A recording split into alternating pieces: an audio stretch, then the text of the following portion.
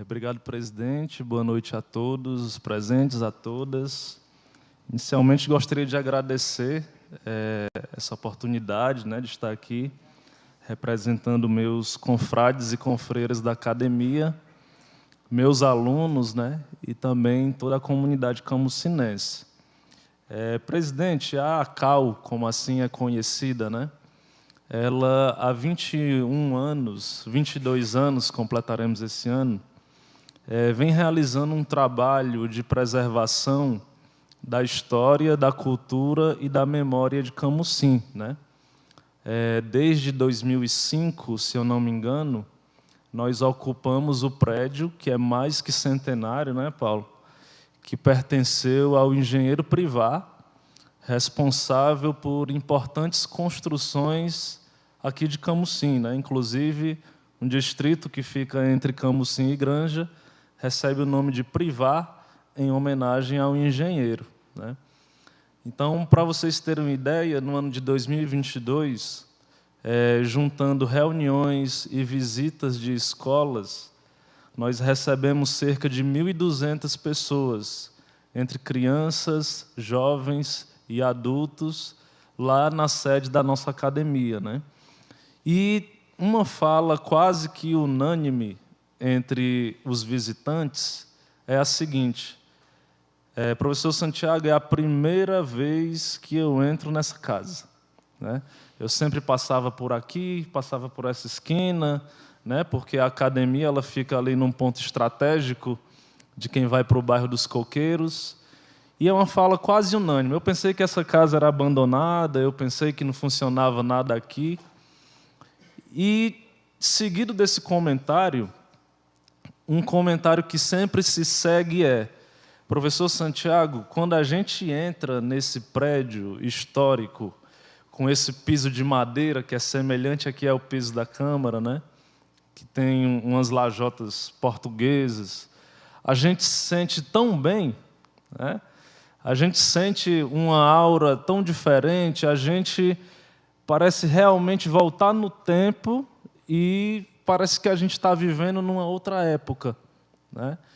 E quando a gente olha no entorno, a gente percebe que realmente essa preservação das outras casas ali que pertenciam aos ferroviários e fábricas de algodão e etc., a gente percebe que isso, infelizmente, não acontece, né? A Academia de Letras ela é um prédio, funciona naquele prédio que há muito custo, que ao passar de Pires, eu acredito que muitos dos senhores aqui já devem ter colaborado de alguma forma, financeiramente mesmo, mas é um trabalho de muita luta para manter aquele prédio de pé, né? Para fazer uma pintura, para fazer a troca de uma madeira. Não é barato preservar o patrimônio material, né?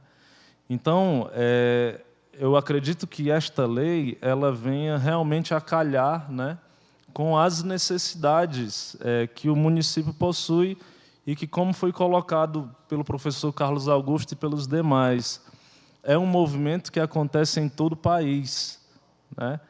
Só que a gente sabe que, ao mesmo tempo, essa preservação ela necessita também de uma reeducação do próprio povo, da própria população. Quando nós recebemos crianças lá na academia para elas receberem esta mini aula, né, essa visita técnica, que o professor Paulo José já recebeu centenas de crianças lá também, a gente percebe o brilho no olhar, e aí o professor Mário Roberto, que é professor, sabe disso, de você receber uma informação nova e de você se perceber num lugar diferente daquele que você estava antes, que era o lugar da ignorância daquele tema, e a partir de então você ter ali aquela luz do novo conhecimento. Quando eu digo para os alunos que engenheiro Privat está enterrado na igreja matriz, em uma das colunas, eles ficam querendo ir apressadamente na igreja só para ver se é verdade, sabe? Quando eu digo para eles que o trem passava ali naquela rua dos Coqueiros, entrando na estação, o olho deles brilha, só de imaginar a cena, né? Eu que nasci no ano de 93, a cada vez que eu conto também essa história, que eu estou ali naquela varanda da academia e eu olho para aquelas ruínas, sabe, dá um aperto no coração tão grande, porque eu queria ter vivido, eu queria ter visto o trem passar, eu queria ter entrado no trem, mas, infelizmente, hoje isso não é possível, né? Então, o que a gente pode fazer, enquanto instituição, enquanto cidadão, enquanto academia, é justamente essa preservação e esse resgate. E aí eu gostaria de aproveitar o ensejo, né, para também deixar aqui algumas sugestões que podem ser incrementadas à lei, né?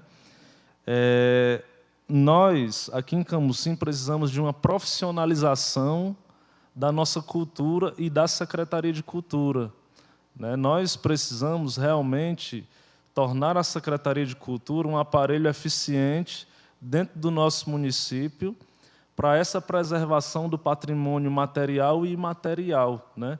Nós precisamos de profissionais técnicos dentro da Secretaria de Cultura para fazer valer tanto a lei como também essa preservação, né?